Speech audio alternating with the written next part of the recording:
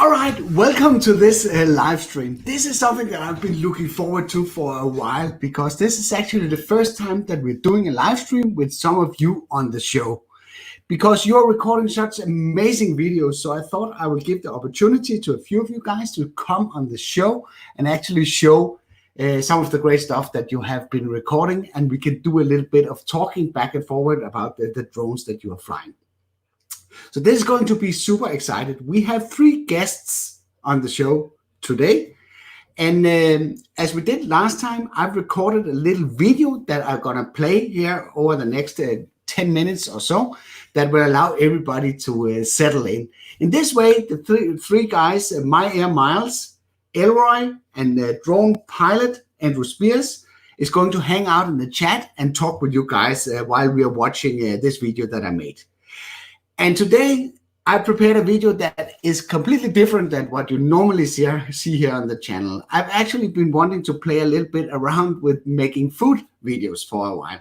So in this video, I will show you how to prepare and enjoy a hot smoked salmon. So let's get that one going and let people settle in the chat.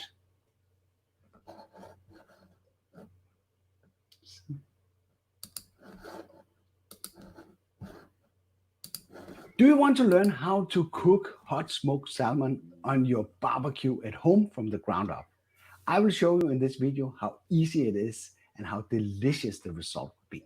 What are you thinking? Isn't this tech drone media where you fly drones and all that sort of stuff?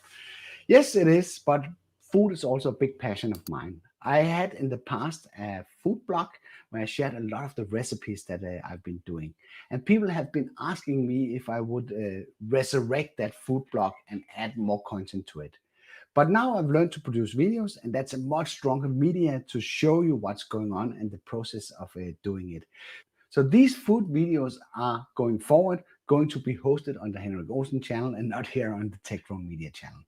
I just thought this was a nice opportunity as part of this live stream to be able to show you that I'm messing around with food stuff as well, as you might share the same passion for food and drones like I'm doing. But over there, you could consider me as the everyday chef that will provide easy to make recipes that you could do at home with some superior results. And who doesn't want to be part of that? So the dish that I'm going to show you today is hot smoked salmon, prepared very easily on your own barbecue. And what you need for this is you need, of course, a piece of salmon, and you need a charcoal grill. And on top of that, you need some hardwood that needs to be soaked in water. These are the main ingredients that you need to have to be able to do this recipe.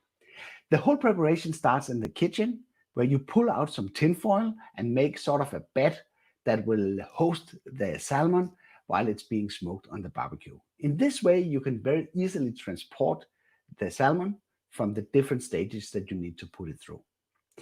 You've probably seen hot smoked salmon recipes on the web or the YouTube before, and it's a very lengthy process.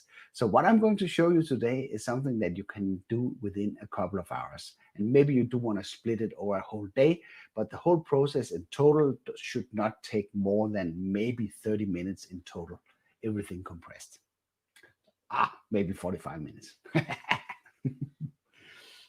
After I've laid down 3 layers of tinfoil, there's the wife with a beer. What's not to like about that? Then I will put the tinfoil on top of a plate before I take out the salmon and put it onto the tinfoil. And of course, get rid of the waste.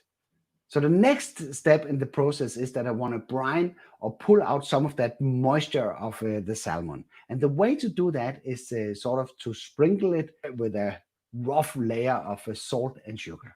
And depending on how much moisture you want to extract from the fish, you can do this over a couple of hours in the fridge. So a good suggestion would be actually to do this in the morning and then just leave it during the day in the fridge. Then you would see a lot of moisture has been extracted from the fish. For this video, I was just letting it sit for maybe half an hour to an hour in the fridge while I was preparing the grill. And what better opportunity to enjoy a cold beer? So now we're preparing the grill. This is just a standard Weber charcoal grill, but you can use almost any brand for this purpose. Adding in half a tower of charcoal, I make sure that the grill is clean, so there's a clean exhaust in the bottom, and I leave it open. For the smoke, I'm using hardwood, and you can experiment with different types of wood that will provide different kind of flavors to your smoking process. For this purpose, it was just simply dried hardwood. I need to figure out what this is called in English, but I'll write it on the screen what type I was using. But from past experience, wood from cherry or apple is pretty good for this smoking process. Then I ignite the tower with the charcoal and wait for that to heat up. I make sure that the wood is wetted in each end so there's no dry spots. So after the coals have been heated up properly and being red all the way to the top, I will distribute those in one side of the grill or the barbecue. Is it called grill or barbecue? Let me know in the comment below. Then I will put on the crate and then the lid and let everything heat up. So I make sure that everything that is not supposed to be inside the grill is killed off. After the crate has been heated up and been sitting in the grill for a while, I will clean off the crate with a steel brush. So everything is nice and clean, ready for use. So far, nothing complicated here. After the grill has been heated up, it's time to generate some smoke. So we can do some nice salmon loving. And we take the wood that I've been soaking in water for quite a while. It's normally enough just to let it soak for a couple of hours before you use it. I've been getting by with less time, but of course, the longer time that the wood is inside the water, the more it will soak and the more intense the smoke will be. But for this video, the wood have been sitting in the water for around 2 hours or so. I just turned it once in a while to make sure there were no dry spots. Because if there are dry spots on the wood, that would burn, so it will generate flames instead of smoke. And it's the smoke that we want. So I simply take a few sticks of wood and then I make sure that it's not too wet when I put it down on the charcoal. And then I make sure that they are distributed so they're all getting heat. And then a small pro tip is that you shouldn't start the barbecue process right away or the smoke process right away. You should simply just make sure that there is smoke generated before you put the salmon onto the crate. So I close off the grill and then I will simply wait until the smoke has started to occur. And that can take anywhere from 5 to 10 minutes. And while this is smoking up, I will head back to the kitchen and do the final steps to the salmon to prepare it for the hot smoke process and rinse it off. You can see all that moisture that surrounds the fish. And if you extend that process, the amount of moisture will be even more. I make sure to rinse off everything nicely with cold water. But notice that I keep it on the tin foil, making it very hygienic to handle. Then I dry off the fish. So I make sure that it's completely dry before I add on additional spices. And here you will see different approaches depending on what video that you're watching. Some would actually say after you have dried off the fish, it's ready to be put on the barbecue for smoking. And then let it smoke for maybe half the time before you add the marinade on top of the fish. That will make the smoke stick even more. I simply don't do that. I simply skip that step. I might experiment with that at some point just to taste the difference. But I had pretty good results by just adding the coating or the amount of spices that I want onto the fish before mounting it on the grill, meaning that you can just let it sit out there and do its job and just pick it out when it's done. First, we're starting to add a layer of salt, then some barbecue spice. And you can variate this in many ways depending on what flavors that you like. And then some honey. That's very, very important. The sugar is what makes the smoke stick to the fish. So I add some honey. I had a bottle of spicy chili sauce and I will add a little bit of that to give it a little bit of kick. Finally, I finish off the process by adding some regular white sugar. So now the grill is producing a decent amount of smoke and we are ready to start smoking. Not smoking. Smoke the salmon. So I will simply transfer the tin plate foil from the plate onto the crate in the opposite end of the charcoals. Then I will put on the lid and I will orient the lid so the outlet of the grill is in the opposite side of where the wood is located. In that way, we can generate a nice flow across the salmon. From here, it's basically very, very simple. You just clock in 20 minutes on your timer and then you wait for the salmon to be smoked. In that way, not only the meat will be smoked, but you will also have a very well prepared side of salmon.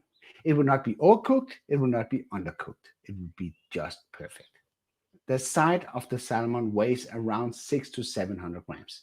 I never touch or open the lid while the process is going on. I trust that 20 minutes would be sufficient to get a good result. Now it's time to take a look. Look at that. Doesn't that look delicious? And you can test if the fish is done by simply pressing it. It should be like spongy and not soft when you press it on the top in the thick end. You could use a thermometer meter. I can't say that. You can use one of these sticks that you can measure the temperature to make sure that you have the right temperature inside the fish if you don't trust this very simple approach by just pressing on top of the fish. So now we're ready to eat.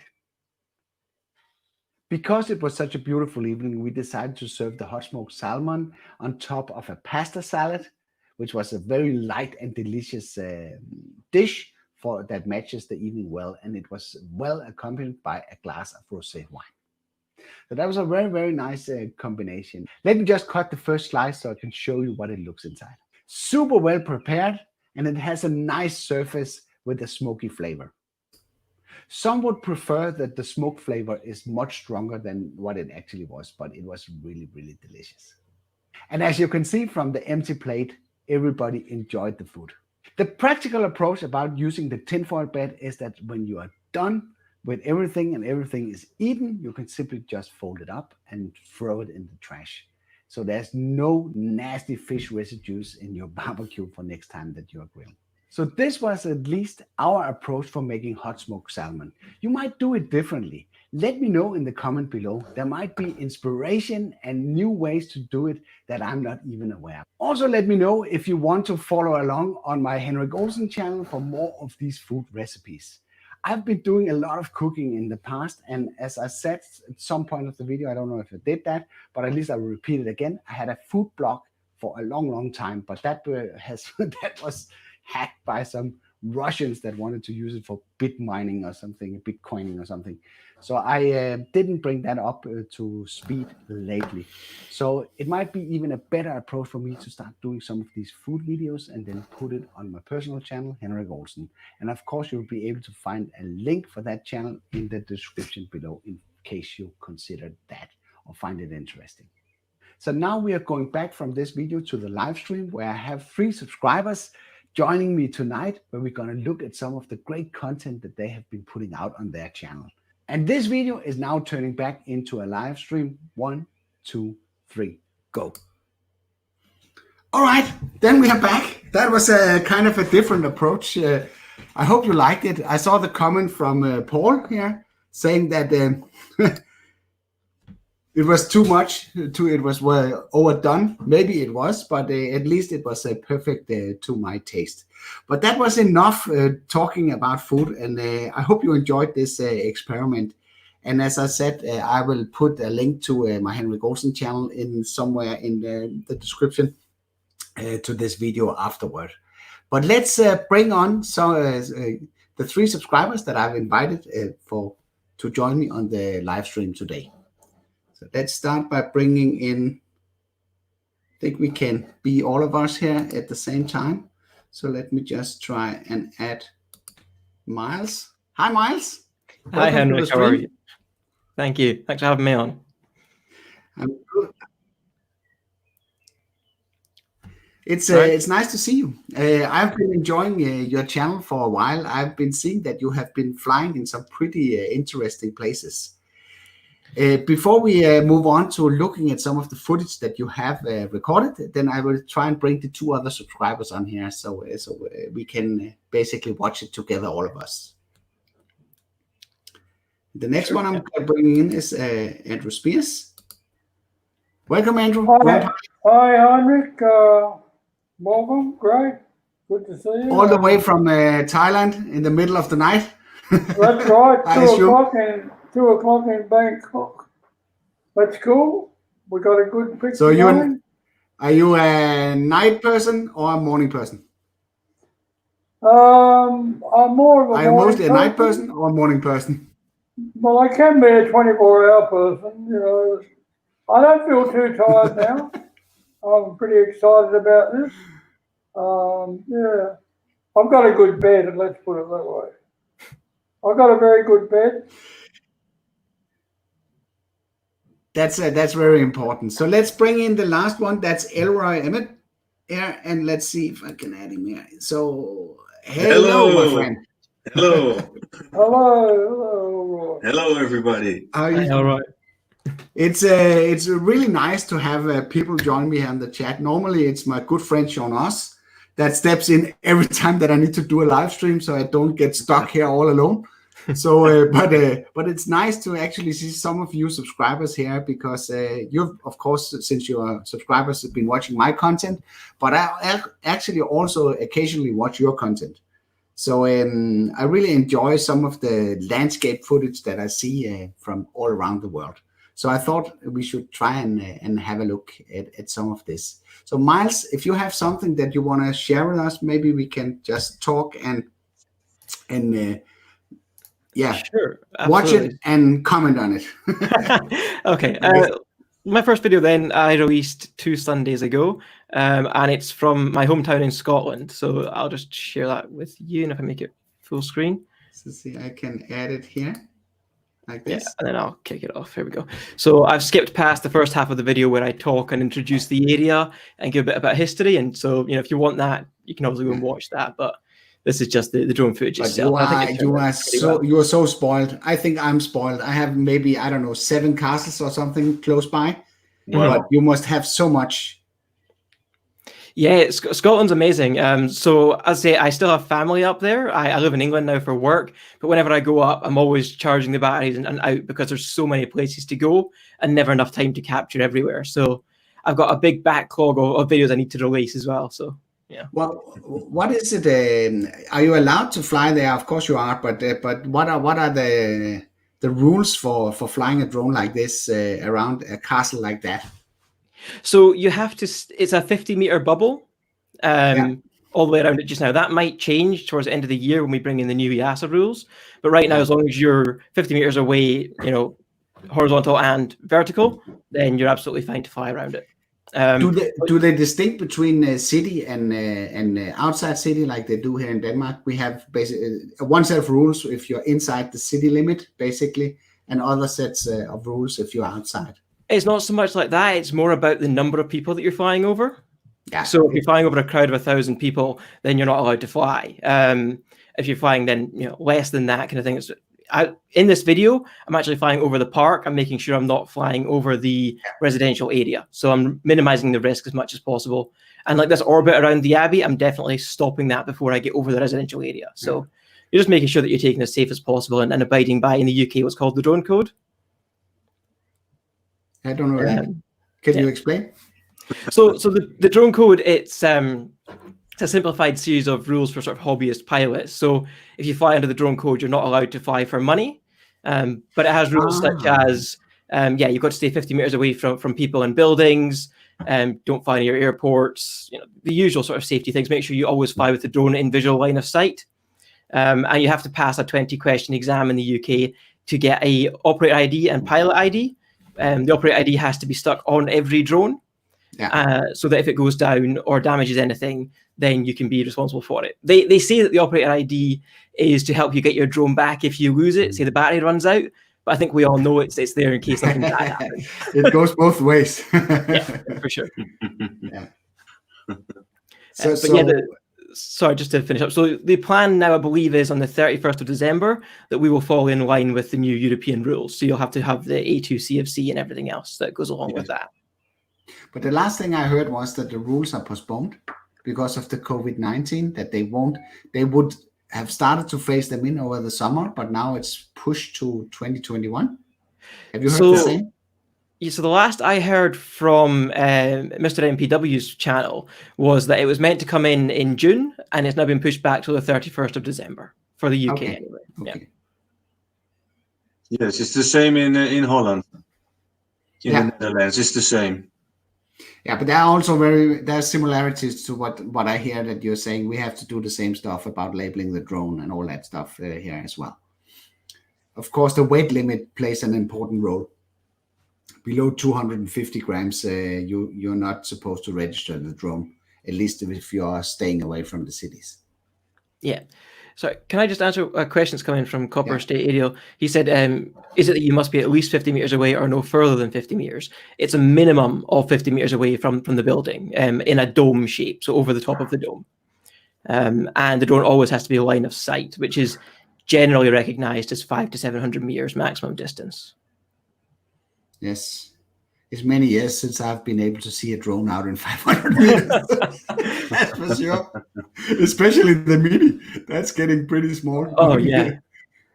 I think if you find... Is this recorded with the Mini? This is with the Mavic Air, the original Mavic Air. I film in 2.7K at 60 FPS. Yeah. And I actually use the settings that you recommended in your video about how to get cinematic footage with the Mavic Air. Yeah. That makes sense. It's a nice drone. The original Mavic Air. I often regret that I sold mine, actually. Yeah. But I can't have them all.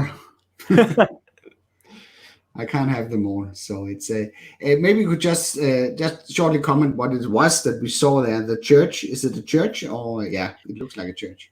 Yeah, so Dunfermline Abbey, it's a church and a castle basically in one, and it's a location where a number of historical monarchy are buried at that location. So if you've heard of like Robert the Bruce, who was one of the sort of major kings in Scotland's history, his remains are buried there. And then there's a park nearby. It's called Pittencrieff Park, and it was donated to the people of Dunfermline by Andrew Carnegie after he moved to America and became very wealthy. So he was from Dunfermline and donated the park to the people. So it's shots around there. Okay. All right, so let's move on. You had one more that you wanted to share? Sure. So the other one I wanted to share, let me stop sharing this screen. I'll check the other tab. It was more of a discussion piece. So I got a bunch of short clips together about mistakes that I made as a sort of beginner drone pilot and sort of 8 reasons why drones might crash. And I thought it'd be quite fun just for us to watch that and discuss if any of us have had these problems or any other reasons that might have caused you to accidentally or have a near miss with your drone. Let me share this one and go full screen. Oh, that's a classic.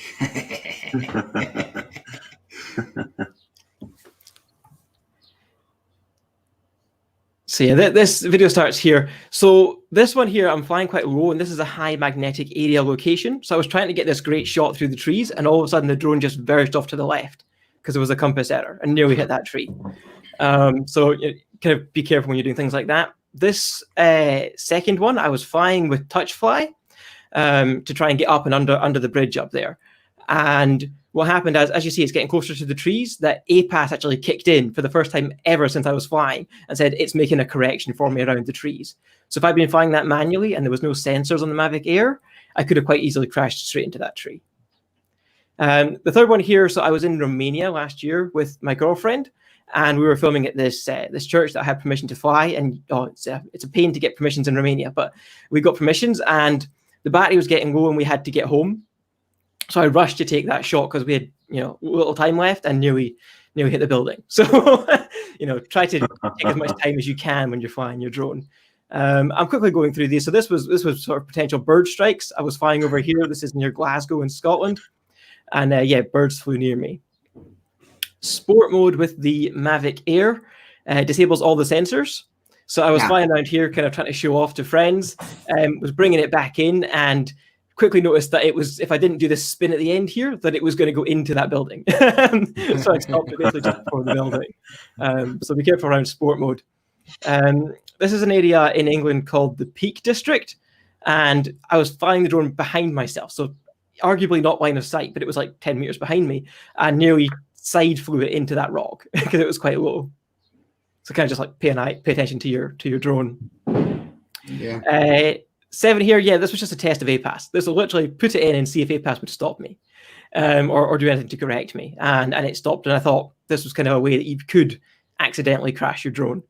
But again, it was lucky it stopped me there and wouldn't let me fly any further. So Mavic Air sensors are really good. Nice. The last one's actually a story I did. I did a video on my channel about how to change the props on my drone, and I explained why I had to do that. So I took off the drone and landed from this obstructed area here with trees above me. And I was bringing it into land. It was quite windy at the time. And it was maybe, 30 centimeters above my hand. And I was getting ready to catch it. And I hadn't realized that the drone battery was quite low. So it triggered the automatic return to home just as I was about to hand land it and catch it. So the automatic return to home flies straight up to your safety altitude. And there was a tree straight above me. So it went up, hit the tree, and one of the motors got obstructed and it fell. Luckily, it flipped and caught itself. And then it kept doing this. It went up and flipped about 5 times before I realized and remembered at the time, sorry, I'll stop these videos, that there was a pause button on the remote. So then I started smashing the pause button and managed to land it. But, I thought I was looking all cool, I'm going to hand land this drone. There was a few people around and all of a sudden I look like a complete idiot. My drone's going up and I'm going, a bit mental. I won't swear on your stream. But yeah, so it was just, sort of, I thought an interesting topic for discussion about what you guys have seen, or if you've had any sort of near misses yourself with your drones, and share some stories. I'm sure I've had a few near misses. Mostly through anxiety. Like it starts saying, return to home, low battery, and I'm going, oh. But I found out that it might sound a bit juvenile, but you can take over and land it yourself, like if I see it's not going to land where I want, now I press the X button and I take over. Yeah, I would say the pause button is your friend. Yeah, since that instant, I always have my thumb on the pause button. Yes. I nearly landed. I've got it stuck a couple of times under things, and but it's been pretty lucky so far, I think. I actually included one of my accidents in one of the videos that I made with I think 10 things. What DJI don't tell you about the Mavic Mini, and that was where I took off from a bench and crashed into the back of this bench, and people, they were really yelling at me in the comments about what a big idiot I was, and I could easily have edited that part out. But what people didn't realize is that I actually took that mistake, with what you can say, and put it in the video, and then created a lot of discussions in below the video. So I used it. I used the flaw that I made to my advantage to to generate engagement in the video. Yes. But what actually happened, and the reason why it happened, was that the Mavic Mini tends to drift backwards when it takes off. I don't know if yours does that, but mine does that. My Mavic 2 Pro never does that. So I can put it almost everywhere and then just launch it, and then it will go straight up and I can fly it wherever I want. So when I was a bit in a hurry that morning when I had to record the footage, so I just put it on the bench, started it up, and then it backed into the back of this. And of course I should have known better, but again, that created a nice piece of content. I had a very memorable first flight. Actually, I bought the DJI Spark at the Apple shop in Bangkok. Now this is in a mall called Icon Siam. It's just humongously over the top and big, and all that sort of stuff. So I was having a bit of trouble getting it to connect, and I took it back in. The experts were playing around with it, and now this Apple store, the roof's about 30 foot up, and suddenly the thing took off in the shop. I tell you what, it sounded like a flying lawnmower, and it was making a lot of noise, I'll tell you. And the guy made a wild grab for it, and it cut his finger a bit. And I bet he had to. Anyway, that was my first flight inside the Apple shop. But later on, the safety thing is take the props off when you're playing around doing that. I went to. I'm going to get Mavic Air 2, and I'm going to go to the DJI shop, not Apple. And the DJI shop, it's in the same building, but it's run by Thai guys. And I think they're going to give me a pretty good deal, actually. I've checked the insurance. It's half of what I'm paying now. And apparently they'll get the license for me, because that's a bit of a minefield trying to... What you need in Thailand is a license and a big insurance, that's all I care about. And I've never seen anyone when I've been flying, and like we said before, most people are just curious, but I've always got that anxiety about, I'm getting better now though, about flying and somebody coming up and I should forget it and just keep flying, I think, because there's no real problem. I don't fly over any royal palaces or military installations. No. Stay away from those. Yes. It's all temples here, and temples, rivers. I like flying over the river, the beaches. That's about it. I would say that. I enjoyed your video on the what can go wrong. As I say, what could possibly go wrong?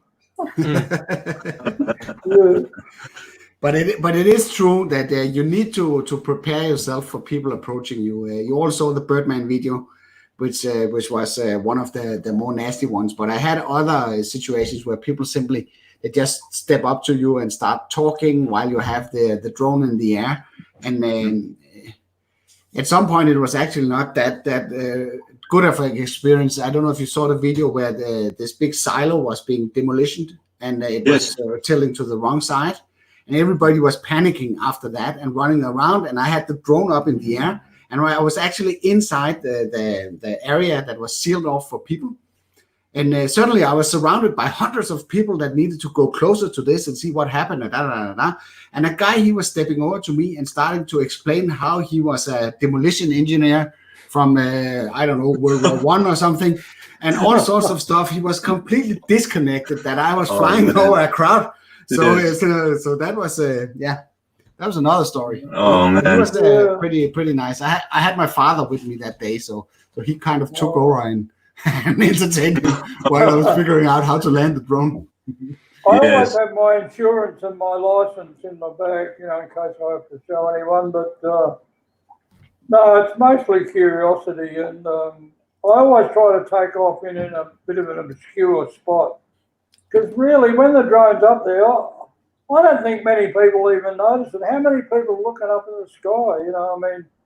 I have got one video I'm going to show you. If you look closely, you'll see these people. They did notice it. They were waving. They were sort of waving at it. That's the temple shot. And that video. Maybe Andrew, you could share your video, so we can just. Okay. All right. Oh, there we go. I saw you shared some really beautiful pictures at the Tech Drone Media Group. It was almost like postcards with blue sky. Oh, good. I'm still a bit of a learner, but here's one. But they were beautiful, really, really beautiful. This one here, let's see. There we go. And we also need to spend some time at some of these questions here. There's a lot of people asking stuff out here. All right, let's talk to them while I figure this out. Okay, let's catch up on the chat after we have seen your video, Andrew, if you have it. All right. Do you want me to try and get it, or what are you going to do? I've got it here. You just need to share screen and then select the tab, and then I will drag it in. Okay. Well, there it is. There it is. So, like that. Oh. Nice. That's it there, yeah. Nice. That was actually a sunset, and like I say, there's a lot of temples in Bangkok, so those calls. Yes, yeah, lot of birds. They don't seem to attack, but they're not raptors. I think they're just like, sort of seagulls or something. But Thailand, it's a bit like the Venice of Asia. There's like waterways everywhere, Yeah. And But the sea school is really good on the barbecue, Henrik. Maybe for the next video. Yeah. this is one of my favourite spots for taking off, but I'm going to cut back a bit on it because I've been here so many times. But this is the one with the friendly monk. He actually comes up and he's looking over my shoulder. Okay. I'm still flying Nice. the Spark, and I can see it myself that I do get trouble with panning. It's a bit jerky, but like I said, the Mavic Air is going to take care of that. And no one is really good at panning. Trust me. Yeah. right. Yeah. Hey, listen, thank you very much for waking me up on Final Cut. I got back into Final Cut, so Yeah, that's my favorite program. No doubt about that. I spent a lot of hours behind that. and you can upload straight to YouTube from Final Cut. Yeah. Now the monk will be coming along in a minute. You'll see him. Yeah. Just a tip on how to pan a bit better. With the Spark, you should be able to change the EXP curve in the DJI Go 4 app. I've been in there, and I've had a bit of a crack at that. It didn't make a hell of a lot of difference. I know what you're talking about. Yeah, okay. It's like I went in there and you got a big fan over there. Fun? You got a big fan over there. A fan? Yes, this guy looking to you when you landing the drone. Oh yeah, that's a monk, one of the monks. Yes, he was nice. he was quite friendly. Like I said, I don't think I should be so worried. But one of the things that does get to you a little bit, that's with the Spark, it's such a short flight time, that is. Yes. I'm lucky to get 4 or 5 minutes before it starts. So I'm looking forward to a longer flight time and you can use the point of interest and fly in a circle to get a nice smooth. It's going to be a whole new ball game for me, I think.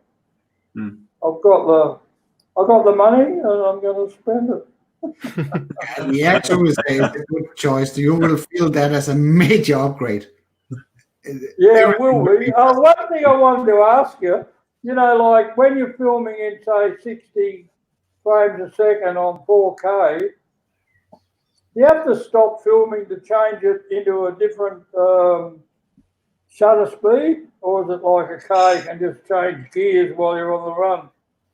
You know what I mean? Well, if you need to change resolution and stuff like that, you need to stop and start again. I'm pretty sure. Oh, right. Okay. Yeah, I think that's right for resolution. For shutter speed, you might get away with it. Yeah. You can stop the video. Hey, you can stop the video. That's some other. That's not mine. Quick, kill that one. Kill that one. Remove. No. Who's that? I've got one more to show you. Hang on, I'll bring it in for you. That was, I don't know who that was, but not me. Here we go.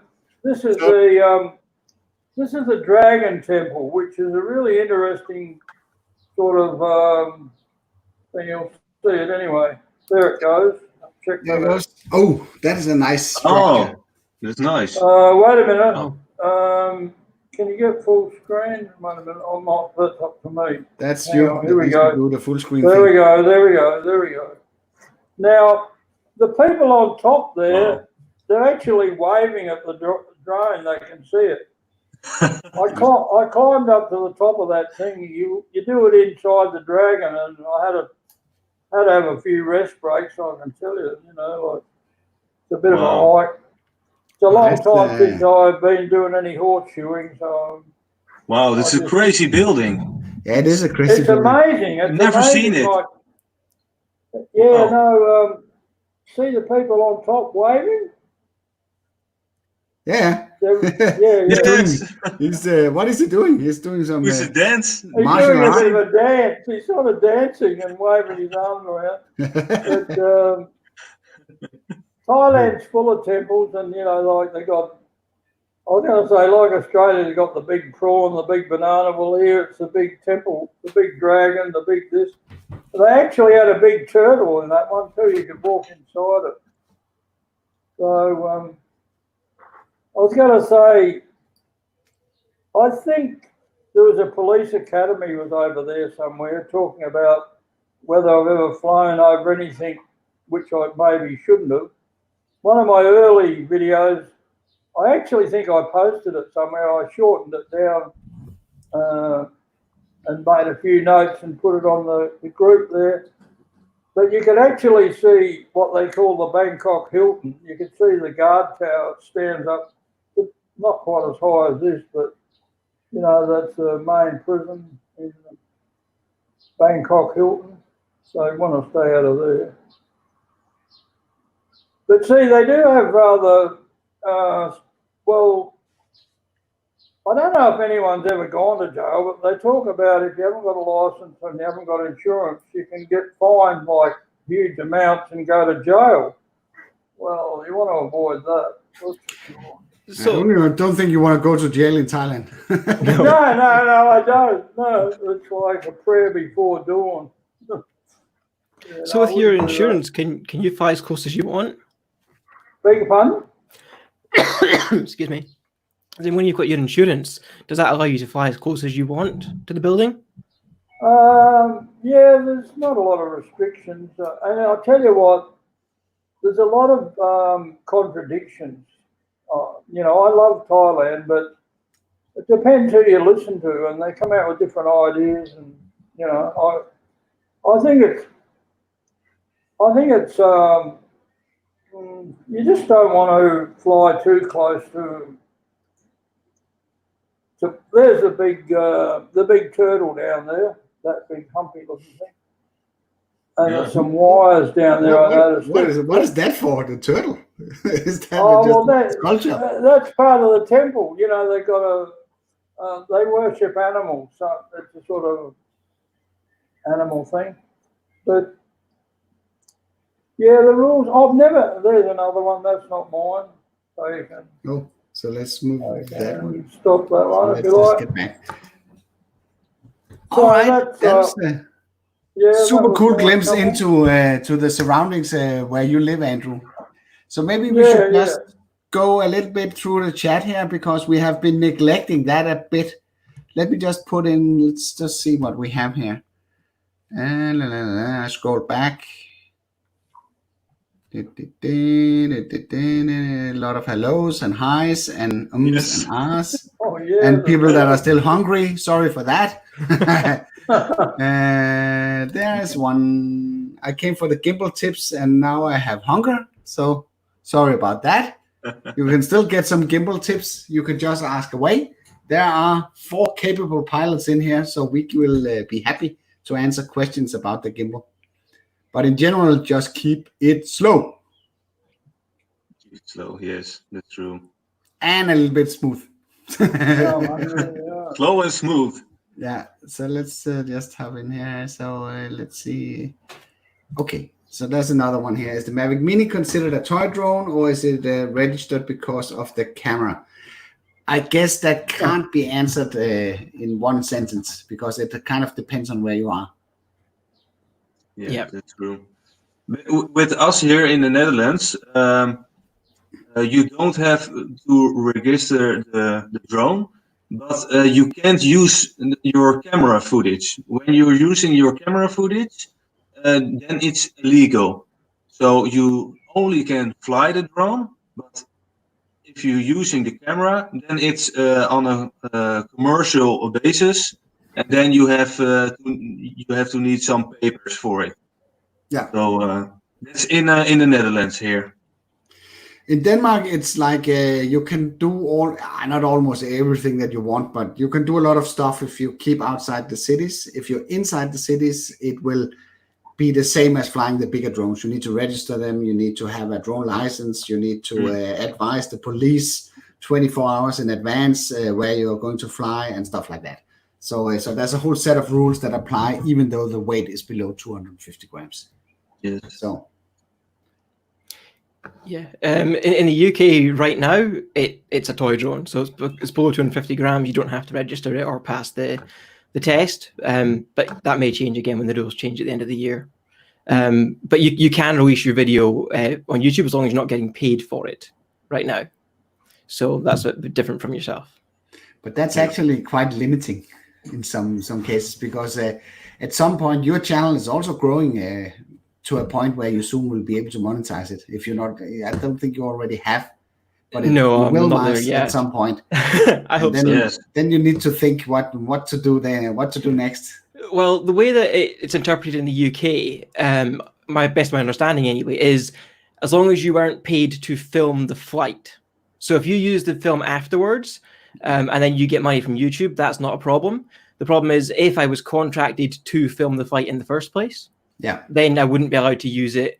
I wouldn't even be allowed to fly the flight without having what's called a PFCO in the UK right now. So permission for commercial operation.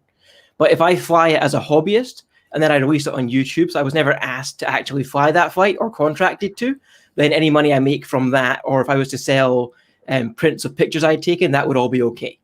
Okay. So at least it's a little bit flexible. Yeah. I think if you're contracted, a friend of mine does that sort of thing, and he said more or less the media is owned by the person who paid for the contract. So he, he doesn't actually own it. But he's a pretty, Does that sound fair? If you work for someone and make a video, that's theirs because they paid you to do it. Yeah, in the UK, because you're getting paid to do it, it's a business. So then you have to have insurance and the PFCO and a lot of regulations apply, even if you're flying over a field. If you're being paid to do it, then you have to apply all the additional things. You don't have to have insurance where you are. No, not as a hobbyist. All right, we do, and it's I think it's 100,000 baht or a million baht. That's where they're pretty worried about money here. Yeah, I mean, it's a good idea to get insurance to cover yourself. A public liability insurance, it costs about £20. It's good to have it, but you're not obligated to have it. Yeah, we are. So I'm having it. That's a nice suggestion from Level Drone RC to do like a food giveaway. I don't know how well the salmon would do if he lives on the other side of the earth. So that needs a little bit of refining if that has to work in real life. Yes, but Hendrik, maybe we can give a voucher or something like that, and then he can use that to pay the bill for the food where he's come from. Yeah. Amazon gift card or something. Yes.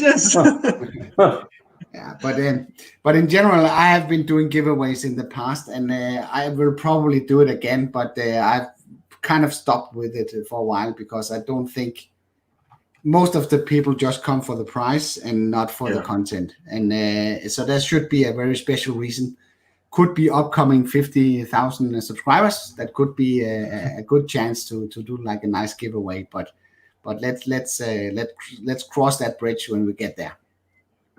Yes, nice number, 50,000. Yeah, that's great. I want the silver play button, but I settled for 50 for the first go. So let's see how the food stuff goes. So maybe that can do something. I don't know. So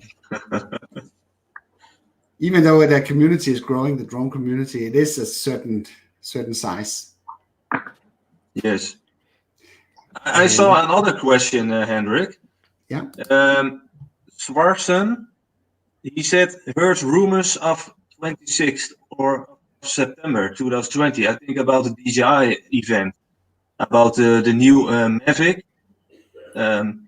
Maybe did you see some pictures of it? I have no news about this at all. I saw the rumors. I saw the rumors that there was a leaked, what was a picture that showed an event that should be held in September or October? Yeah. I could be the Mavic 3. But the guys that I know inside the industry, they don't seem to, at least they don't want to tell me if there's a Mavic 3 coming up. They don't seem this will be the next thing that they will come out with. Yeah, what I heard was that those pictures have been debunked as if they were a picture of existing drones, is what I'd heard. So they weren't actually legit pictures. Yeah. But I'm excited for that. I want the 3. Yes, but I saw these pictures from the Mavic 3, and I was a little bit in shock because they used the same legs from the Inspire, and I was thinking, what is this? Did a kid make these pictures? It was very crazy. So I hope they don't release this Mavic 3, but we will see. I think we'll wait to see what happens with DJI in America, because they've got this lawsuit with Autel, right? Yeah. With the quick release blades. So they might hold off until that gets resolved to release the Mavic 3, because that'd be a big part of their market that they wouldn't be allowed to sell in potentially. Yeah, what was that about? About the way that they mount the props or something? This quick something like that, yeah. Yeah, Autel had bought a patent and then decided that they were going to sue DJI over it. It's a good way to make fans, you know. Yes. So let's see what else we have here until we. There's an interesting question here. What drone would you recommend, the Mavic 2 Pro or the Air 2? I would put it in another way. I would say if you already own a Mavic 2 Pro, then there's no reason to get the Air 2. Because it is a lot of extra money to get the Air 2, get the Pro 2. But yeah, I mean, for me, it's the things like glitchy that don't work yet that would be the limiting factor for getting the Air 2. Like, I love my Mavic Air, and I would love to have the Mavic Air 2 because of the increased battery life and things on it. But because I do a lot of my flying using glitchy to try and get smooth pans and almost using it as a co-pilot to help me get better videos, to lose that would be a big loss for me. So the Mavic 2 Pro may be the one I'd go for if I was upgrading right now, because I could use the glitchy app for that automation. I would say... There's one question here. Freddie Oldsmith, how many subs do you need before a channel can monetize? Well, I read you need 1,000. Yeah, and 4,000 hours of watch time. Watch time, yeah. There you go. But don't get your hopes high. It won't pay any meals anytime soon. It's amazing how little money that you get out of 1,000 views. 1,000 views is maybe, I don't know, $2 on a good day, unless you're doing financial advice. Those are getting very, very high numbers per views. But drone channels like us, we are not getting maybe $2-3 per 1,000 views. So it's not going to make you a millionaire anytime soon. This is at least not the reason why I'm doing it. It's all right. If you keep doing your live streams, you'll get your super chats in. That'll pay you. Yeah, by the way, super chats are welcome. Now we're not getting anything on views. So... But still, it's super exciting to be part of this community, and we're starting to get to know each other, all the channels among each other. So that's it's really nice. I think a nice experience to share the hobby among us. Yes, what I really like is that there are a lot of drone people, but on a lot of channels, many times you see those people back on the chat. Yeah, it's a Ready Set Drone and it's Ken Heron and all that kinds of channels, and that is what I really like about this community. Yeah, you start to recognize a lot of people. Yes. Yeah. So I'm reading one question here that I've been studying a bit, and it says they've been hearing bad things about the Air 2 batteries, and what I think it comes down to is the users. You know, you've got to treat them in a certain way. Like, you don't put them on the charger bank. You've got to charge them fully one at a time. And apparently you won't have much trouble if you do that. But people... what is that about? I read that somewhere, that you have to charge them one at a time. What is that? Well, that's to wake them up. You know, they don't really wake up properly if you put 3 batteries on the charging thing, so they really need a kick in the battery to get it. But they are being charged one by one, so I don't really see why that should be a problem. But I read multiple. I've read it. You know, that's what I'm doing with mine, charging, and they take an hour and a half to charge. Okay. And you plug they got a thing that plugs in. Well, there's so many good features about that. I know, you read the downside of it, but I think that what is it, OcuSync? That's going to be something, and I think it's going to be much easier to deploy. You know what I mean? To get it out and get it up. Yeah. The current Spark. You know, like you just stick your phone in the front and away you go. I'll tell you what I did get, because I'm a bit hard to. In the bright sunlight, I got a shade for the phone. That made a big difference. I could see what I was doing. All right, guys. I think we should give Elroy a chance to show what he has in storage. Yeah, and then we can right. Return to the chat afterward and see what. Yeah. And if you want to make sure that your questions are being answered, then you can always treat it with a little super chat to give it some extra attention. That's just a super chat. All right, let's pull that one in. That's here like this. Yes, this is called Visual Vibes of Italy, and I was here. You need to make it play and make it full screen. Full screen. Yeah. Is it good now, Henrik? No, go full screen. Full screen. Click the full screen, then you get rid of all that stuff. You'll have the whole down the bottom right. Yeah, normally if you hover over your video at the bottom right, there'll be like a little square. There we go. That's close enough. He's doing a little bit crazy on my computer. I have the Windows 98, so. Wow. I think okay. That's it. It's a joke. It is good now? Okay. Yes. Yeah, good. Yes, okay. But I made this video in Italy. It was, I think, 2 or 3 years ago. And yes, I really like to make some travel vlogs with the time lapses and drone footage. Yeah. And the whole package I really like to share. And that's my channel a little bit about travel and this kind of stuff. And Italy has some very beautiful places where you can fly your drones, and it's really awesome to go there. So yes, that's this movie that I wanted to show with you guys. Yeah. And I made all these videos with my DJI Phantom 4. And the ground footage. Sorry. Also the ground footage, is that also Phantom 4? Yes. I set the DJI Phantom 4 on the ground, and I used 120 FPS. Yeah. And yes, it goes pretty well. It's not very sharp, as you can see, but it's really cool that the drone has this function. But I really like the Phantom 4, but it is so big. So I really want to buy another drone that's a little bit smaller as the Mavic in the future. One you didn't do with the Phantom 4. Yeah, I'm hoping you didn't take it under the water, yeah. I hope not. Yes, this...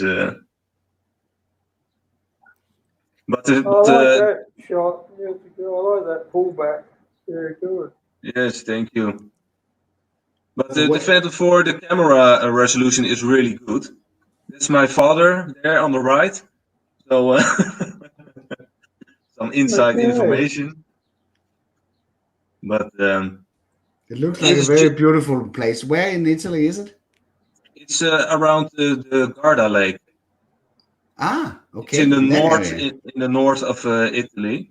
Yeah. And it's really beautiful around there. So so that was the video that I want to share.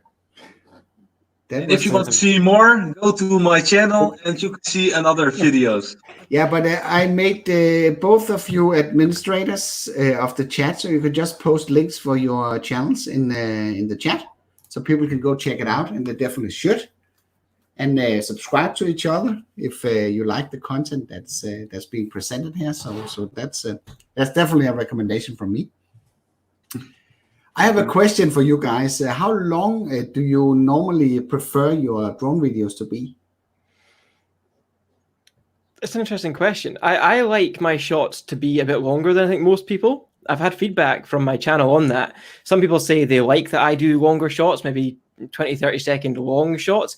And I also get people telling me, you should never make a shot more than 7 seconds. So it really depends. With my channel, the way I've kind of done it, a sweet spot's about maybe 8 minutes. So I try to talk for, say, 4 minutes about the area at the start, and then sort of 4 minutes of drone content at the end, if I have good shots. But what I won't do is I won't add filler that I don't think belongs in the video.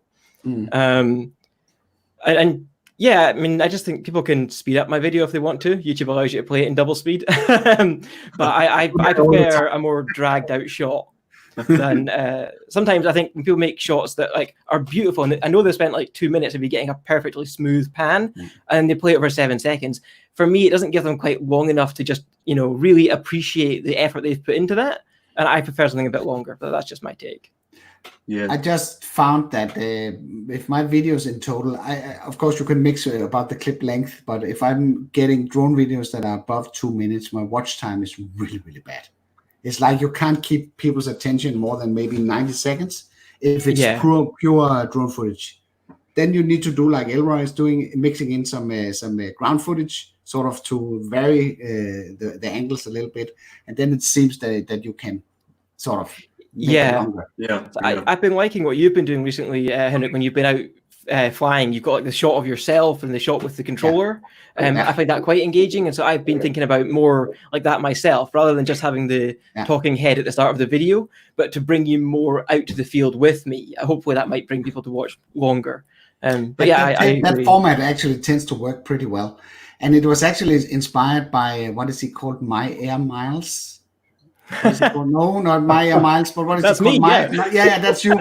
No, it's almost called the same. It's Miles Deep, it's called. Ah, okay. You know, the guy that flies farther than what you ever are allowed. And I do watch content like that, even though I know it's not allowed. But I was inspired by him to sort of try and do that. Simply just turn on the cameras and see what happens, and then edit it together afterward to make like a more like an experience where you are with me when I'm out flying. That's how Clint Eastwood films. He just lets the camera roll. I was reading that. He said, "Yeah, just let it roll, and you can edit it later." Yeah. I just like watch it, and when it gets to an interesting point, I cut it there. You know, when I think it's a sort of that Final Cut. Thanks for putting me back on the Final Cut. What are you other guys using for editing? I'm using DaVinci Resolve 16. That's also a good option. Especially the price is good on that one. Yeah.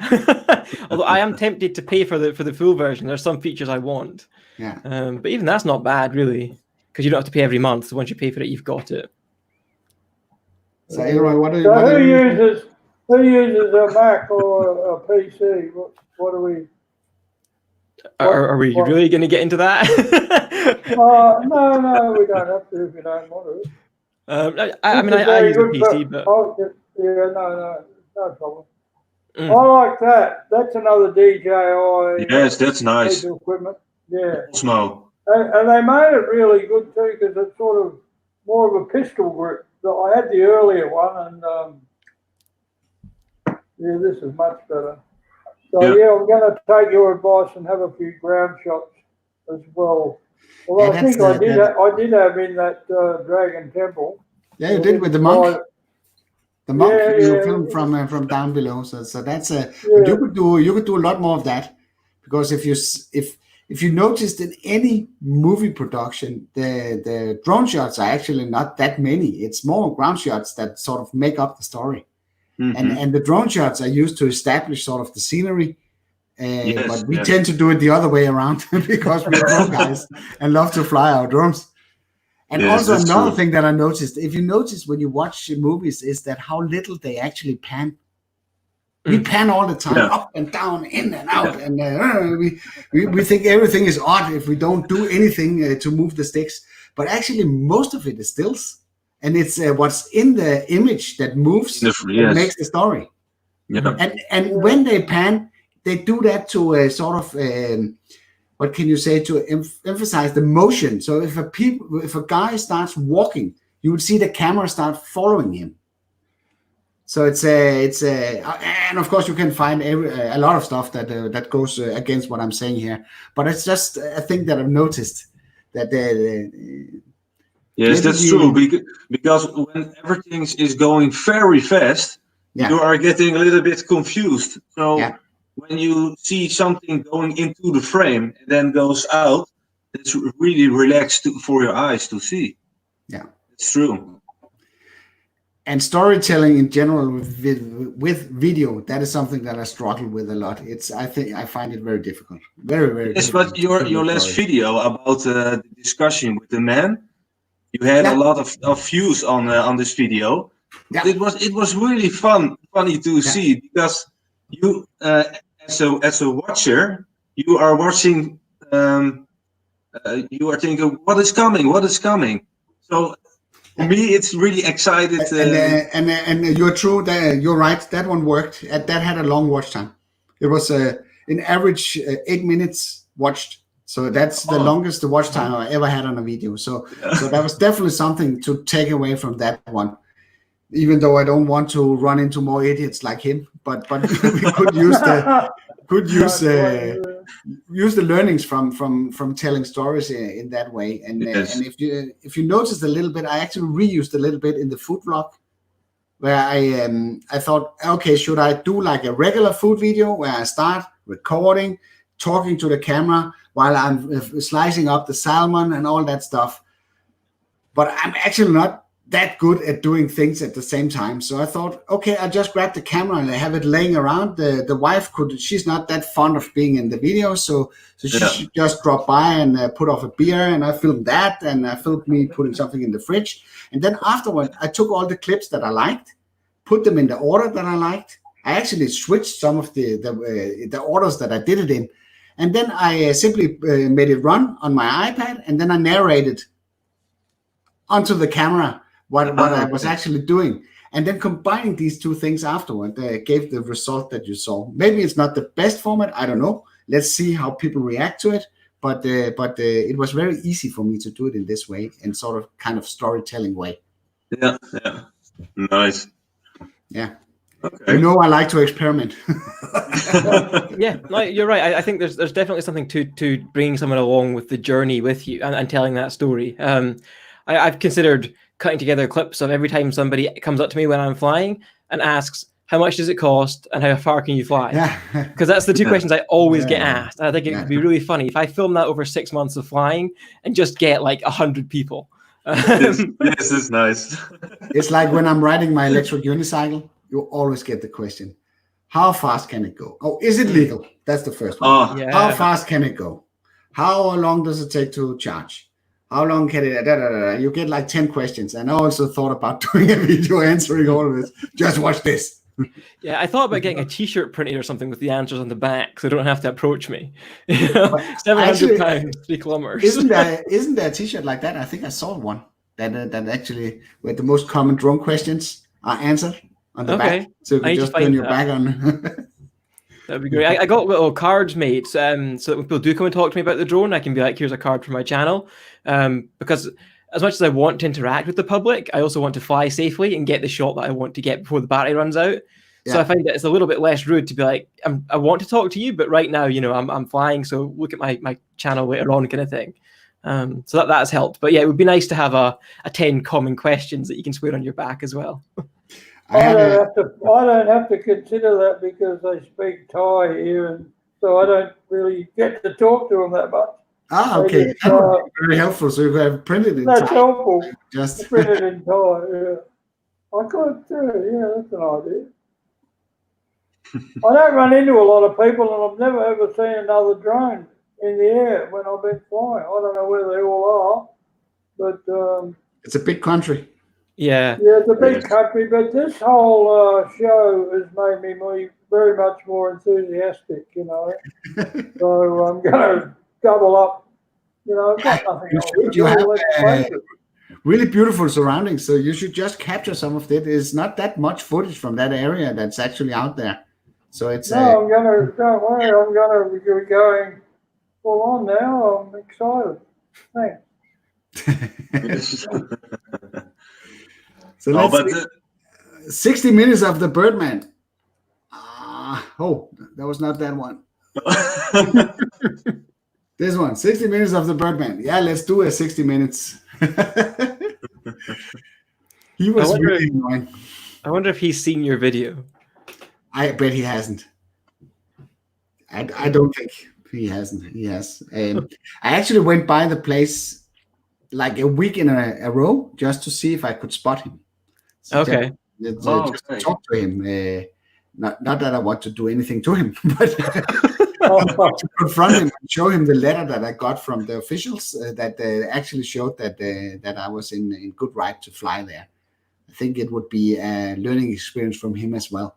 But yeah, again, there are many birdmans out there. There are. I mean, I've been very lucky in the UK. As I say, most people that have come up to me have been more excited about the drone. I've never seen one before. You know, it's amazing how it flies so smoothly. These kind of things.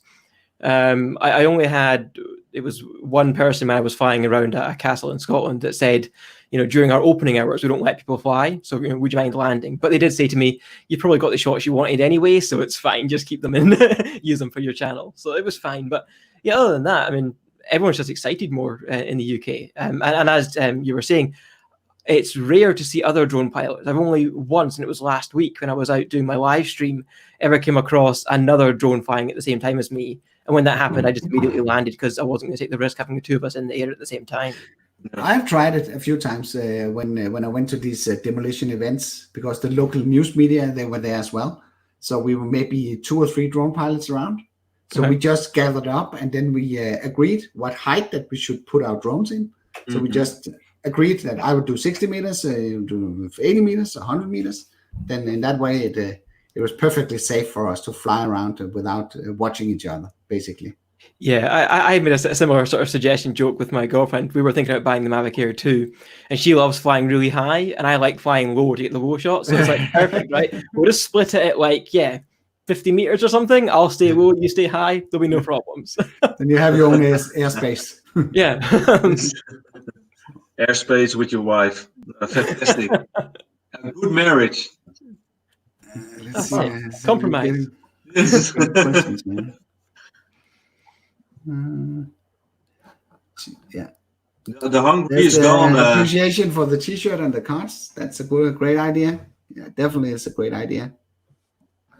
So this one is also very relevant. Since I started wearing body camera when I'm flying and drone gets less, people are coming to me and ask me what I'm doing. And but that didn't stop the Birdman, because I actually had 3 cameras rolling plus the one in the drone. So I don't think he was aware. Unbelievable. So that's true. How does your merchandise do, Henrik? You know, you've got mugs and jumpers and things that you sell. Yeah, but I didn't do anything about it. So it's I guess if you go to the shop, it will still be the old logo. That's on the T-shirt. It hasn't been working for me, basically. But I haven't done much to sort of push it. Yeah. Yeah. Oh, we'll give it a shout out. Go buy Henrik's merch. No, it's the old logo. I don't want that out. Don't buy my merch. But I am working on a new website, actually, where I want to host like different stuff. You know, I've been doing these first flight videos and and I basically put on links so people can download the footage. And I'm doing this absolutely for free with my own bandwidth available through Dropbox and all that stuff. I do want to put those things behind something that will allow me at least to get the chance to get people to subscribe to a newsletter or something. So I'm doing my own mailing list, so it's not ending up in absolutely nothing. So that's sort of the idea. And also I have plans of doing different lots. I use lots myself because I want to save time when I edit the footage. So I thought I could put some of those out. They may not be paid, but at least, again, they will be put behind some sort of a shop system that where people should at least have the chance to know that they can sign up to a mailing list. Yeah. But it all takes Yeah.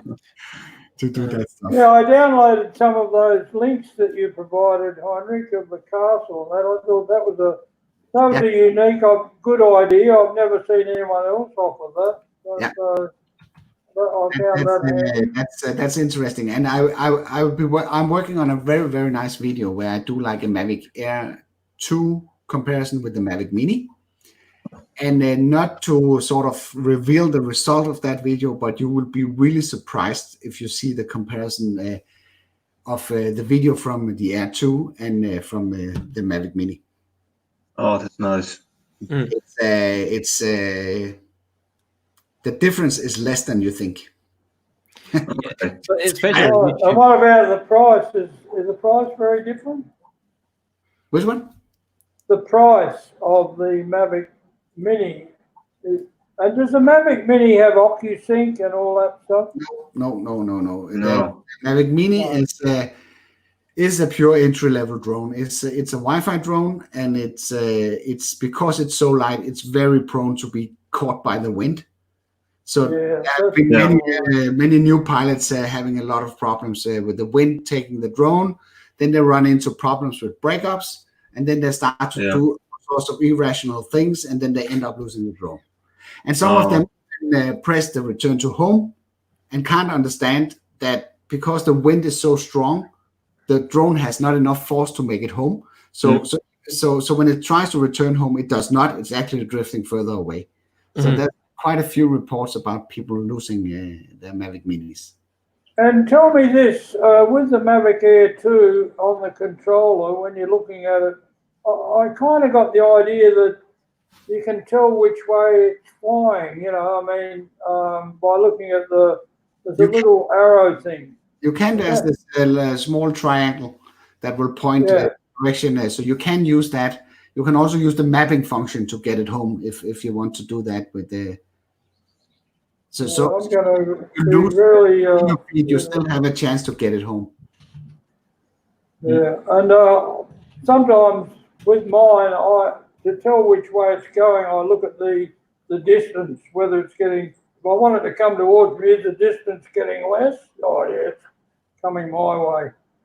There's It can get confusing. It can get confusing. Yeah, it can. Absolutely.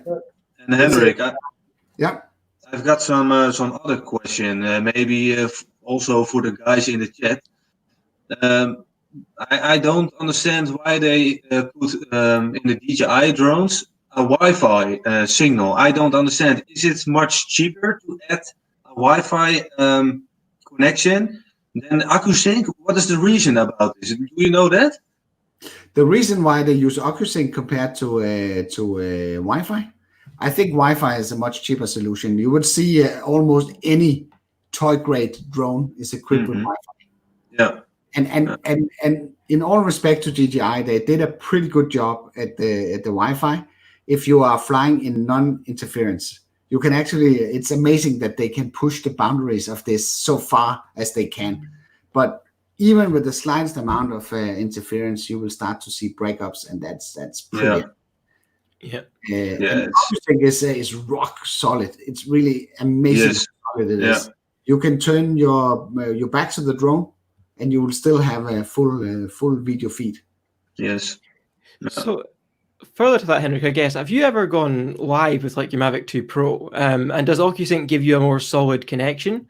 I don't know if you've ever come into any of my live streams when I'm out in the field, but I quite often have dropouts because I'm getting low frame rates back from the drone. Would OcuSync help that? Because Mavic Air 2 is still a Wi-Fi drone. Sorry, Mavic Air is a Wi-Fi drone. And I'm wondering if getting like the new drone would help with that at all. I don't think so. Okay. It is also for me a very choppy experience. I had this idea that I would ride the Mavic 2 Pro around on my electric unicycle while I was testing out Active Track. And I tried that a few times in a place where there was a really solid 4G connection, and it doesn't. No. Yeah. It's just challenging. I think you had good chance doing it when you're just sitting in one position. Yes, I think once you get a solid connection, just let go the sticks. That's it. Your stream is now live with whatever you are. And the support is not very good anymore, I guess. It's last time I tried it, it's not you don't have native support for streaming for Facebook anymore. That one is broken. Okay. And maybe you can do it for YouTube. Yeah, you probably can. But then you need to mess around with RMTP and stuff like that. It's not really ideal. Yeah, I've been having to do that anyway because of that sort of 1,000 subscriber limitation. You can't go live on a mobile device unless you have 1,000 subscribers. So I have to use the RMTP workaround to go live, which isn't the best experience. That's true. That's interesting. It would be nice. It is a nice feature that you can fly around while you're live, but it's also nice to record what you're doing. Yeah, it is. I've thought about doing something, I guess, similar to this live stream where I just record when I'm out myself and then play it back here with me to the side, just talking about it. Might give you a better experience. Okay, you can't get the feedback of turn left a bit, turn right a bit, but at least you're going to get a smooth stream. So I might try that. That's true. And you can cut out if there's something you don't want in there. Right. Yeah, exactly. Live is actually difficult. I think it's difficult. It's not difficult when I have you guys here to talk to, but it is difficult when you're out flying and you want to do this live experience and you want to engage people. Yeah, it's very hard. It's difficult because you are a host at the same time as you have to concentrate about maneuvering your aircraft. It's not easy. It requires a special set of skills to do that. Yeah. One thing that I'd like to see, it's only a very small thing, but on the controller for the Mavic Air 2, I wish they'd have put some kind of a thing where you could attach a lanyard, put it around your neck. Sure you can, you can't. I don't think you can. I don't think there's any like a hinge or something that you can. It's simple. I just put something there, but it's pretty big, the controller for the Air 2, but it's actually nice, and it's nice that they moved the phone from the bottom up to the top. I like that. Yes, it's a bummer when you have to look down. Yeah, and yes, I don't like. That's true. I think I'll be able to live with it. I'll live with it. I'll handle it. So let's jump into the chat. Let's see, that's an interesting one here from Tim Moore. Yes, I have a thought about that. Now we have a controller, but I think in 2 years we are sitting in the drone. You think so? I think that's called an aircraft. Oh yes, it's an aircraft. Maybe we could go to different countries in them, With the fear of sounding like an old hack that says, there will never be more than this amount of memory in a computer, I think manned aircrafts were based on drone technology. That's going to be a hard time, because just look at the regulations around the drones that we are flying now and the way that is heading. Can you imagine if all sorts of people can just jump into an aircraft? Then it needs to be something autonomous, maybe. I don't know. So where you don't have manual control, where everything is taken care of. Yeah. I don't know. Maybe that can be done where you have like fixed air path where these are flying. Yeah. No, they should follow the first. Yeah, there's no way they would let the common public have a drone they could sit in and fly without getting like a private pilot's license or something properly signed off.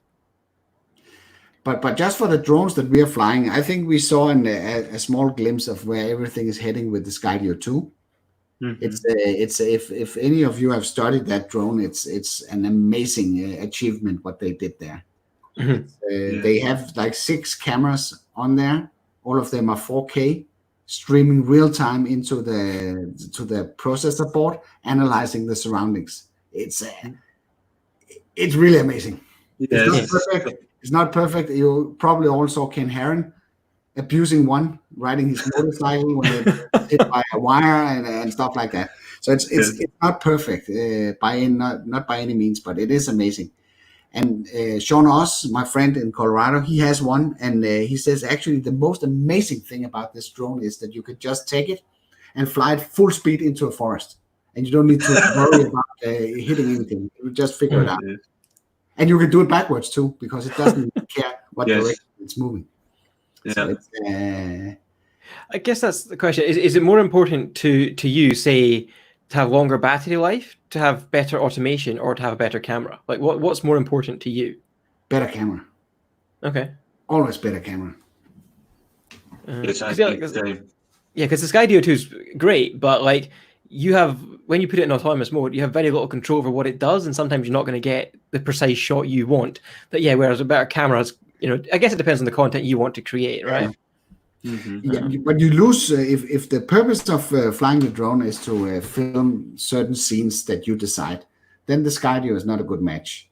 But if you just want to put it up there and let it follow you while you are skiing down slopes or stuff like that and cut out the best parts afterward, then it's ideal, because you don't have to worry about it. You always worry when you do active track with a DJI drone. It's it either loses you or it crashes. Yes, the Skydio is insane. I see many videos with this drone, and they do really crazy maneuvers, but it just keep going. It's great tool. Andrew, are you flying FCC or CE in Thailand? Flying what? I think it's 2.8 here, 2.8 megahertz. That doesn't matter. It's just the broadcasting power is much greater. Is it an American drone that you're flying, that you're allowed to fly there, or are the broadcasting power limited in Thailand? Do you know that? I know there's only one band here, and that's it, the 2.8. You can't get the other one. Okay. It's because the Skydio 2, it's not. We can't have it in Europe because it's right now, at least it's a FCC drone, so it's not easy for us to get access to it. Yeah, I've had a look at that one. It's pretty far out, of course, but I'm going with what I've decided on. I've been focusing on it for a few months, and I know the people who sell it. I'm going to be dealing with the Thais. They can get me the license. I mean, getting the license, I got my own license last time, and trying to deal with websites in Thai, and they're good at some things, but it was a real battle. But these blokes, they'll do it for me, and they won't even charge me. I think there was something about a discount too, like you get, not that I'm going to get the, what's that called, where you get another drone if you have an accident. They were offering that for half price. The Care Refresh. Care Refresh, yeah, they were. All I want is the drone, a memory card, and the insurance, and off I go. I mean, the value in there with 3 batteries is phenomenal, and all the other bits and pieces. Yeah, it's definitely worth the extra. Yeah, I mean, I'd be a bit careful. I don't know if anyone here watches the original Dobo channel, but he's had a couple of incidents with his Mavic Air 2, and he said he wishes he bought the Care Refresh. So it may be something to consider if you can get it for half price. It may end up paying itself off. Yeah, I don't know I'll consider it. I'll see what they're talking about. They talk about, what is it, guarantee or something. I don't know whether that means Care Refresh or what they're talking about, but so it'd have to go back to America, would it, or for that Care Refresh? Or why would they do it in Thailand? I don't know either, but normally you just purchase it when you're activating the drone. You get an option that to buy it, so you can just simply buy it from the app. Okay, I'll find out all about that. You have to buy it within 48 hours from purchase. Otherwise, you need to document a whole lot of stuff to get it. So it's I never got it with a Spark. I took a chance, and I've survived. Let's see what happens. But no, I mean, when you look at it, So in case saying give all the new electronic items to Ken Heron, if it still works in this review, then it's a great product. what was that? He is a bit ruthless. He's a great guy. Oh, right, okay. Oh, here we are. And Aaron has to see this. No, I just want to say something about that. Now, I like that guy, Ken Heron, but he did something that I thought was pretty out there. He launched a drone off a horse. Now, I work with horses a lot, but trying to catch the drone, the thing was buzzing like mad, and it's coming near the horse didn't like it. I haven't seen that one. I might go check that one out. Oh, yes. That one out. And the horse was about 30 years old, but it wasn't having any, it was a bunch of bees. I didn't get it. So, no, that was he's a really, really fun dude and very unpredictable. I've been on these shows a few times, so I know what I'm talking about. Oh, you've been on this show? Yeah, I've been on the show. I've been invited there a few times, so it's all nice. No, he's very entertaining. Definitely very entertaining. Yes. Great. I like him. So let's see what else we have here. Oh, Sean is saying hello. Hello, Sean. You on the road? You just stopped by the Cadillac Ranch. I just saw that on my feed. So that's pretty interesting place. I hope you droned that a lot so we can see that footage later. Let's see here. Somebody was commenting about a battery problem with the Mavic Mini. JCMC. Yeah. I don't know if you had any problems with your battery. No, not other than I'm not getting what I paid for. Well, yeah, but that's just DJI, right? Yeah, but it's a lot less actually. It's announced it's 30 minutes, and I get maximum 21 to 22 minutes. Oh, wow, okay. And that's all free batteries in windy conditions and hovering with all of them. So it's not that impressive. Yeah, I think you made a comment in one of your recent videos, Henrik, about that it would almost be better if DJI undersold the battery and overperformed than the other way around, which is what you get now. Yeah, the other one is a cheap car sales commercial. Yeah. Ish. I mean, that's even like my Mavic Air. I think the batteries are rated at 21 minutes, but if I'm planning a witchy flight, I am not planning it more than 12 minutes. I'm just not doing that. Yeah. In the app, it appears to be 70%, and after a few moments of flying, the controller drops to 20%. That doesn't sound right. That sounds like a faulty cell or something. Yeah. I guess if you got Care Refresh, maybe speak to DJI about it. See if they can do something. JCMC, if you're still on there, is that for all of your batteries, or is that only for one of them? Because if it's for all of them, there might be something wrong with the drone.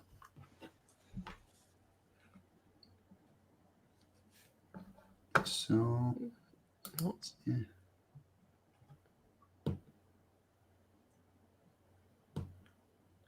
Okay, then it turns off. I have searched, but I haven't found an answer to solve the problem. I think there's no way around DJI support on this case, because you shouldn't be losing that amount of battery in such a short time. No. Mm-hmm. That's not normal. And I guess maybe he falls asleep. Maybe with 70% he falls asleep and wake up with 20%. I don't know.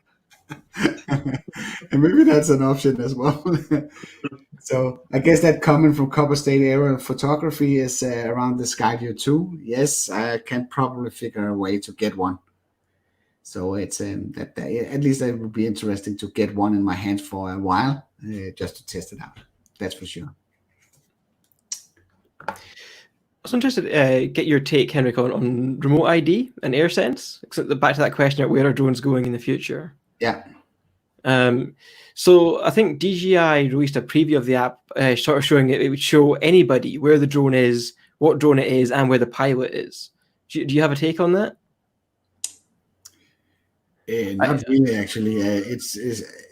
I understand the need for extra safety when you are flying around, but in reality, I don't think it's a big problem because no aircraft should be in the area where the drones are allowed. That's the whole idea about segmenting the airspace. Of course, you can have corner cases close to airports and all that stuff where it might be useful, but in general, you shouldn't have a problem with manned aircrafts where you're flying your drone. Yeah, I agree. I think the biggest concern I had was if anyone in the public could install this app and get the position of the drone pilot, that could be a safety concern. Even if they don't like drones and they want to come and cause you problems, or two, if they know what you're flying and they think, ooh, I could take that from you. So I have no problem with them seeing where my drone is or what drone it is, but I don't think they should be sharing the location of the pilot. Yes, it's true. Oh, that doesn't sound right. I don't know how they will go about that. That shouldn't be. But I guess they can already do that. They can do that. I saw like a secret suitcase at the Danish DJI dealer. So at least for DJI drones, they can just pull that one up and then they can register where every drone. Airspace. That's for the police, and I think I don't think anyone's got any problem with that. I think the bigger concern is if the public then has access to that through an app on their phone, then you've got a bigger problem. Yeah. Yes, it's true, because when you're somewhere with your camera stuff in your car, and there's a guy coming and take all the stuff. It's a private problem, as you say. So when they announce a Snapchat integration, then we should be really worried. That's the mapping function. That is pretty creepy. Where you can see like your own emoji on the map where you're located, and everyone else can see it. So let's see what do we have here. So.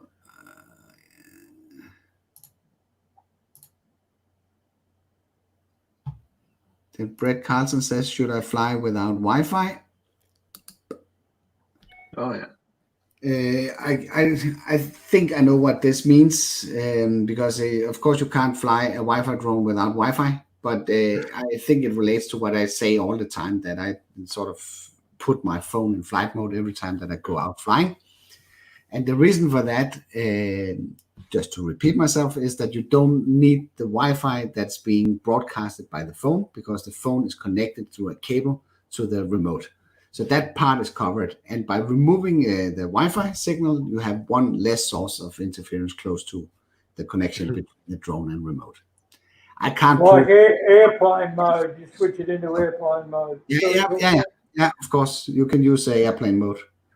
It's I would not say it's 100% fail-safe solution and will give you fantastic connection, but I have seen that it has improved the performance a bit without any scientific evidence.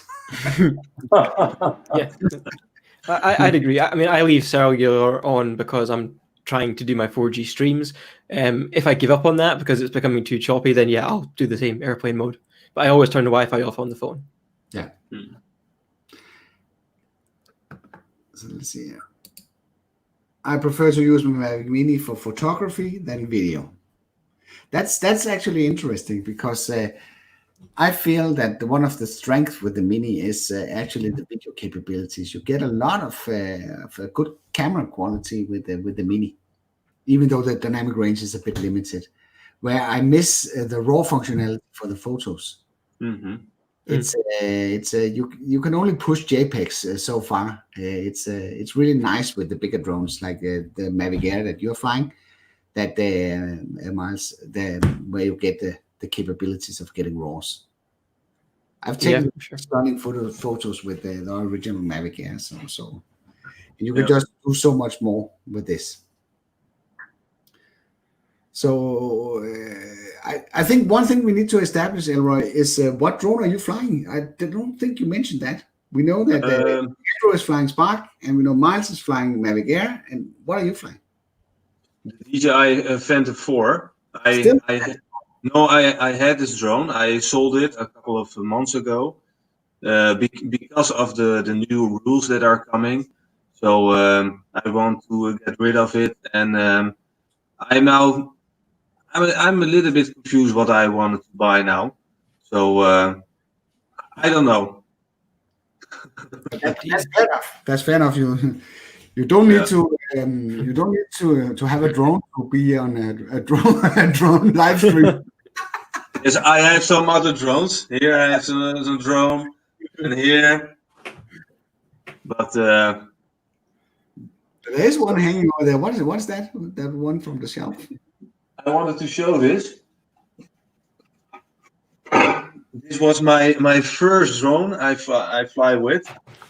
It's a really big drone. It's a Sima that's X8, but it is totally garbage. It's worthless. It's nothing. Yeah, but So, it's a good starter drone and it's not that expensive, so it's no. good for For learning, it Like is that really. one, like that one. the Suma Club. Yes. I actually started into this hobby by building my own stuff. I was very, very keen at building tricopters. I don't know if you know that construction where you have to, it's like a T. You can either build them as tricopters or T-copters.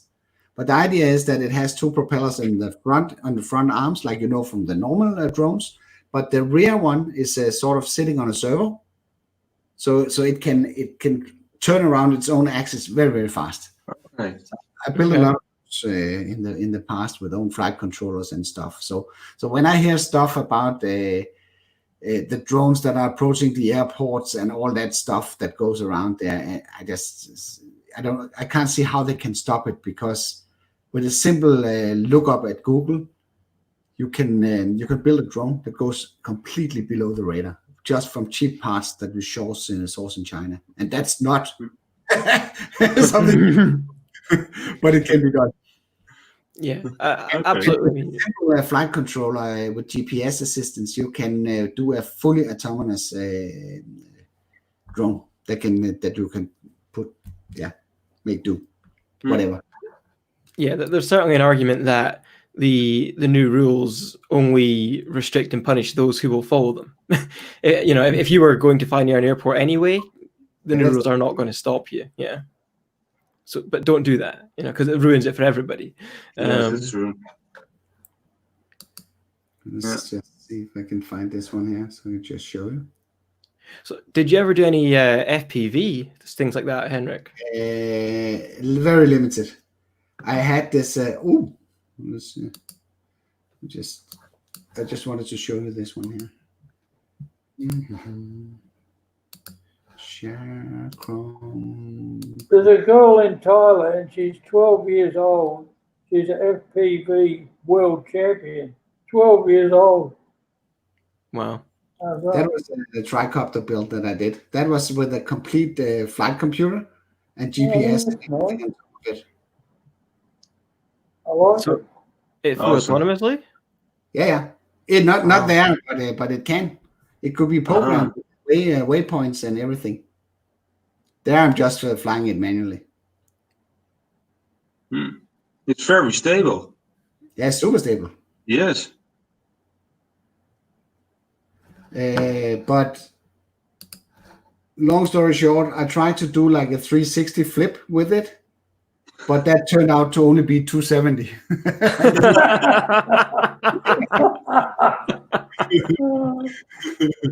So, but I repaired it again, and I had a few nasty flyaways where I was not able to control anything, and then I basically, the reason why I wanted to build it was to capture great footage, and then I accidentally bought a Phantom 3, and I've completely fell in love with the ease of use of DJI products. So I sort of put that part on hold. Yes. Yeah. I have another one that I think I can pull up now. We are down memory lane here. You don't get emotional, Henrik. Yeah, but I still have the parts, so I can just pick it up again. So it's this one. That's a good one. Just a sec. And before you think that, let me just see like this, and then I need to share again here.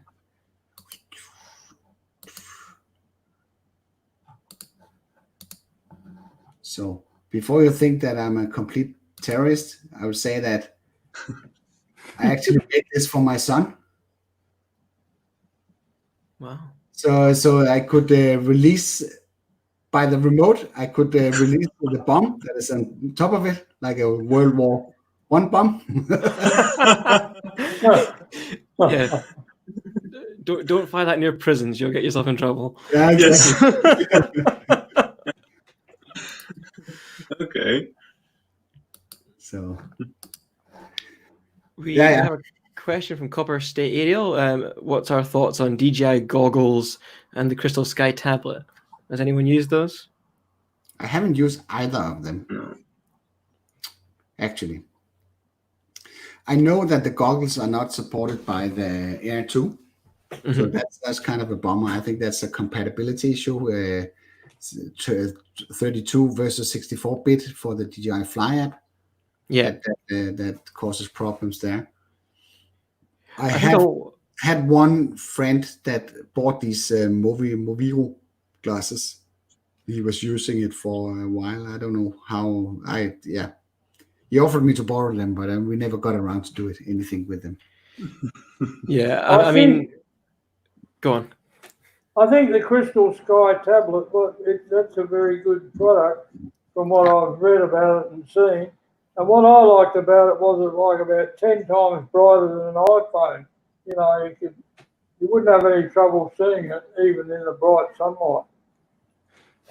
The screen on it. I think that's why a lot of people like the Pro controller. I think a lot of people are disappointed that it's not compatible yet with Mavic Air 2 because it's But got I a very think bright screen. It will be at some point. Mm. I think so. It's incredibly expensive, though, too. Like, Yeah, it's a lot of money for a screen. That's for sure. yeah, it is. Yeah.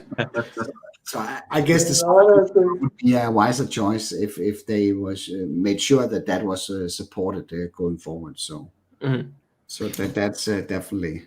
Yeah. One of the problems with having the goggles in the UK is because of the rule of you always have to be line of sight with your drone, you'd have to have a spotter with you. So if you're in the goggles, someone else has to always be watching your drone. And that's not always feasible. Yeah. Yes. Guys, I need to round off this stream because I need to go and fetch my boy. He's done doing some sports and stuff, so I need to go and get him. So I would say it has been really fantastic for you guys to join me here tonight. And it definitely encouraged me to do this again at some point. So maybe not all of you will be here, but maybe some of you will be invited back to join me here and show some additional content. I hope you enjoyed participating. Yes, thank you a lot, Henrik. It's been great. Huge, Thanks very much, thank Henrik. you. Thank you Yeah, very thank much, you. Henrik. Thank you. Bye. Thank you. All right. Bye, Bye-bye. bro. Cheers. Ciao. And remember to go and check out these 3 great drone pilots channels. Links are in the description to this live stream. Thank you very much. Thank you for watching. That's all. Okay. Bye-bye. Bye. Bye. Bye. Bye.